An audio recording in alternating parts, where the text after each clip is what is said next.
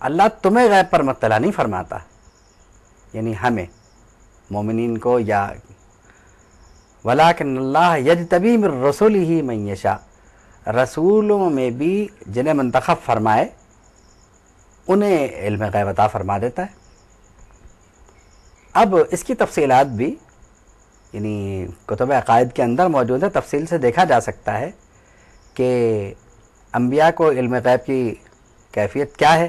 مثلا سورہ آل عمران میں ایک بات کا ذکر ہے کہ حضرت عیسیٰ علیہ السلام یہ فرمایا کرتے تھے کہ اگر تم کہو تو میں تم کو یہ بتا دوں کہ تم اپنے گھروں میں کیا کھاتے ہو اور اپنے گھروں میں کیا کچھ تم چھوڑ کے آئے ہو۔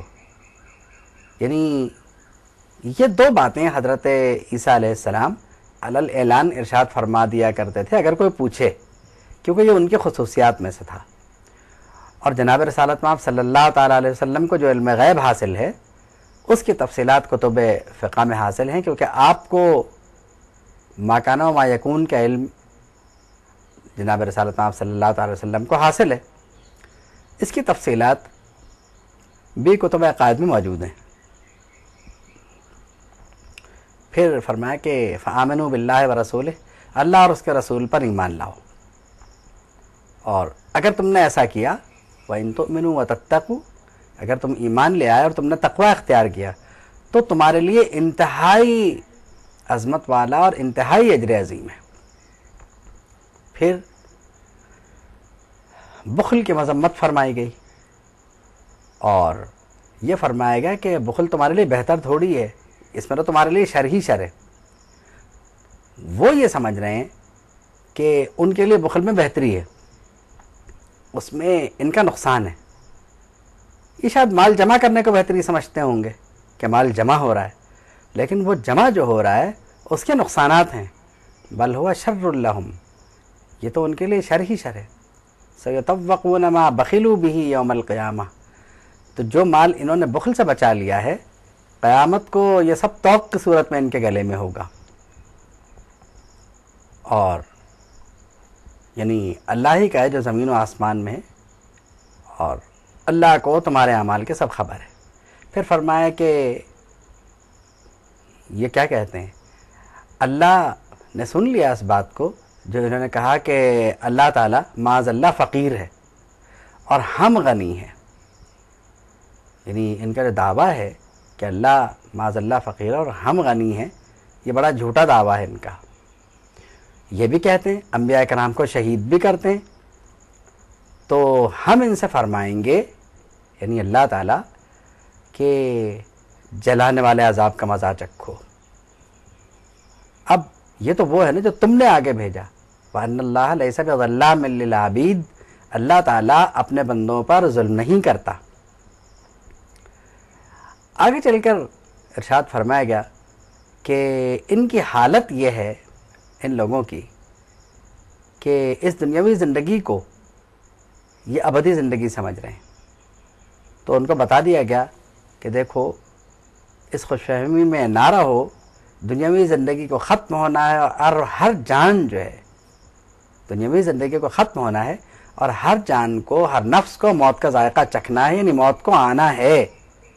1000 سال بھی عمر ہو جائے تو مرنا تو ہے۔ اور پھر قیامت کے دن جو ہے وہ ہر ایک کو پورا پورا اجر ملے گا۔ تو اب جو بدکار ہوگا وہ جہنم میں گیا، اور کامیاب لوگوں کو جنت میں داخل کیا جائے گا۔ اور فرمایا کہ دنیاوی زندگی یہ دھوکہ ہے، الا متاع الغرور،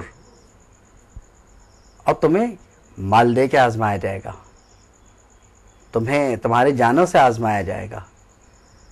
تو آزمائش پورے اتر گئے تو خیریت، ورنہ پھر معاملات بگڑ جائیں گے۔ پھر فرمایا گیا کہ ان لوگوں کی حالت یہ ہے کہ یہ لوگ یعنی خواہ اپنی تعریفیں کروانا چاہتے ہیں، اور ایسے کاموں پر اپنی تعریفیں کروانا چاہتے ہیں جو انہوں نے کیے بھی نہیں۔ یعنی یہ کہ خواہ یہ چاہتے ہیں کہ ان کی جو شہرت ہے وہ ایسے کاموں کے حوالے سے ہو جو انہوں نے نہیں کیے اور جو کام بہت اچھے سمجھے جاتے ہیں۔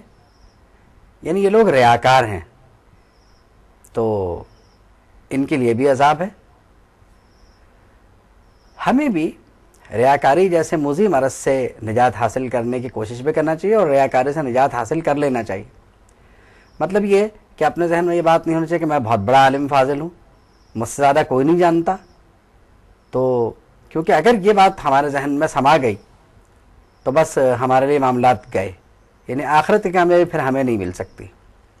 ہو سکتا ہے کہ دنیاوی کامیابی حاصل ہو جائے لیکن یہ کامیابی حاصل ہونا ممکن نہیں ہوگی۔ اس کے بعد اللہ تعالیٰ نے مومنین کی ایک اور تعریف کی اور فرمایا کہ یہ وہ لوگ ہیں جو اللہ کی مخلوقات میں غور کرتے ہیں، اختلاف لیل و نہار میں، یعنی رات و دن کے اختلاف میں غور کرتے ہیں، زمین و آسمان کے پیدائش میں غور کرتے ہیں۔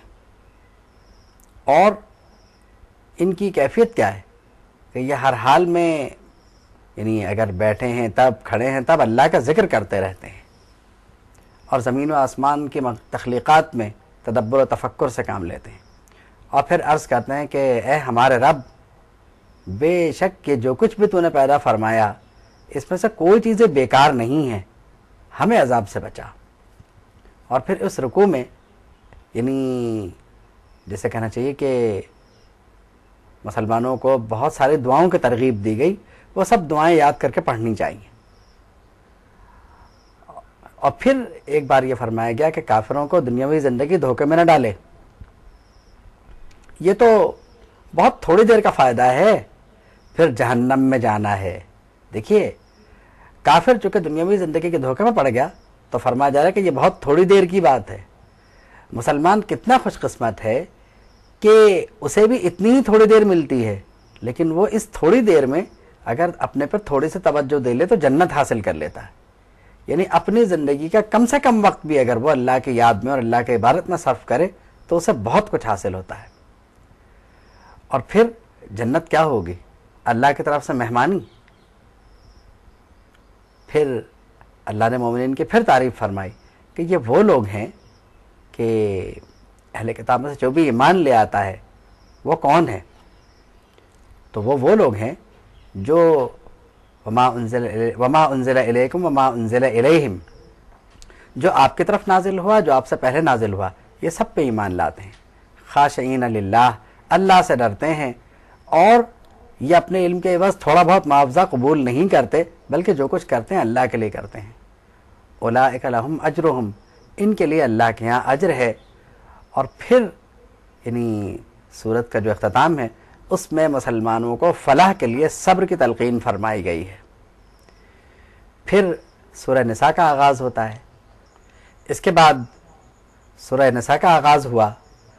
سورہ نساء میں بالتفصیل معاشرتی قوانین ہیں، چونکہ یہ مدنی صورت ہے تو اس لیے اس میں یتیموں کے حقوق، خواتین کے حقوق، قانون وراثت اور خواتین کا احترام، توبہ کے احکامات، اور پھر اس میں یعنی میاں بیوی کو کس طرح رہنا چاہیے، اگر ساتھ نہ رہنا چاہیں تو کیا کرنا چاہیے، اور کن رشتوں کا یعنی احترام بہت ضروری ہے، یعنی کن رشتوں سے نکاح حرام ہے، اس کا بالتفصیل ذکر ہے۔ اور سورہ نساء جو ہے اس لحاظ سے انتہائی اہمیت کے حامل ہے، اور چوتھے پارے کا جو اختتام ہے وہ انہی قوانین کو بیان کرتے کرتے ہوتا ہے۔ وآخر دعوانا ان الحمد للہ رب العالمین۔